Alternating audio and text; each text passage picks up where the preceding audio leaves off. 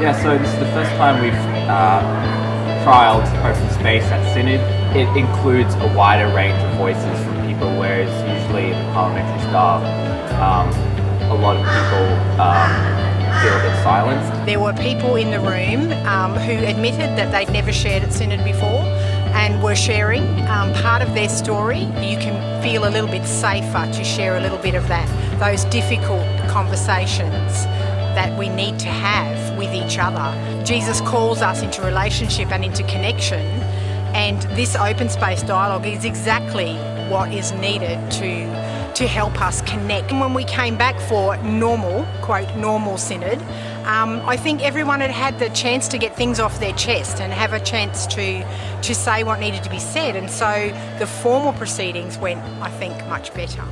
I really hope that they do it again. I think that people will be much more comfortable to participate in future. I learn a lot, and even for me, my first time just to speak out, and you can see the energy. We need to open up.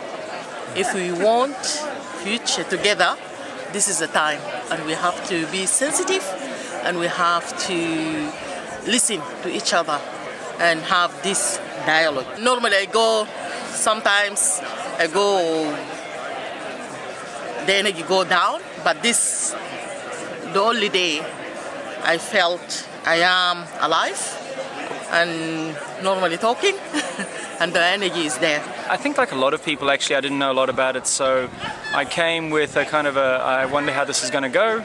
But in the groups that I've been a part of, there's been space for people who perhaps normally wouldn't have had the courage or the space to stand and speak at Synod, to share something of their story, their perspective. So that's been really positive.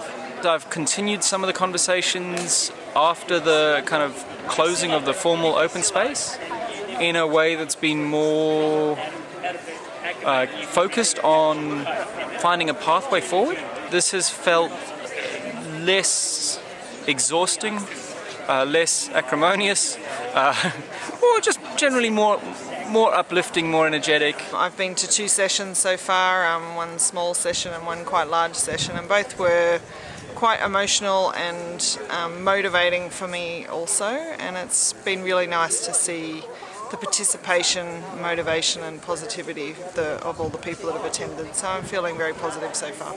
There was probably people in the session that ranged from being very strongly vocal about their opinions on things, but also on the flip side, not necessarily that disagreed, but were really willing and open to listen, and I think that was the really encouraging, positive thing about it. This is my first Synod, so I had no expectations at all about what I've experienced, so it's actually been really positive. I guess the challenge is I can take ideas from the individual discussions, but what about the church as a whole? Can we take on board some of this stuff? And I was amazed at how quickly the ideas came and people seemed to stream forward to go and put their idea out to be part of the discussion. Because it's open conversation, but no decisions are being made, so some people will be frustrated by that. It was good to be able to sit around and listen to others, present questions of concern, and I guess work together as a group in how we can move forward in our pathway towards reconciliation within the Anglican Church. Too deadly, keep it up.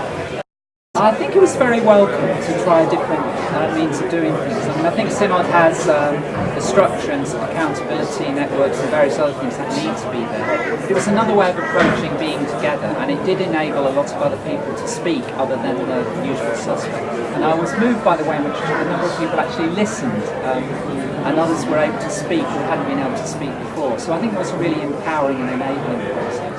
Especially relationally, it enables people really to hear one another and not to hear what they think the other person said, but to actually hear what the person is actually saying. And that goes for a lot of debates when you're forced to choose between 2 options, maybe with a few amendments. And this, you might ask a different question altogether, or you might find other ways forward. So I was impressed by lots of people who got up and spoke. Not least for people from the rural communities, who don't really get a chance to speak.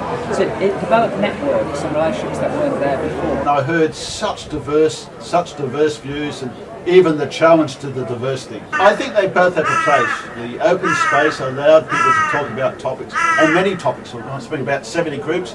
No way could we talk about all those topics in debate at Synod. But there is also a place for some particular motions that need to be debated, and that style is important because we get down to some very final, difficult decisions. My feeling is everybody wants to do it again in one form or another. A number of people come up to me and said, we like this gave me energy, this gave me a voice.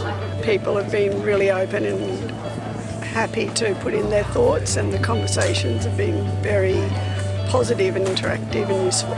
People are moderating themselves really well. They're engaging politely and effectively, but there's been differences of opinion expressed. Each time that's been a launch point for the next part of the conversation. You've actually seen some problem solving coming out of that. One of our groups has sort of got the bare bones of organising to meet again to continue the conversation.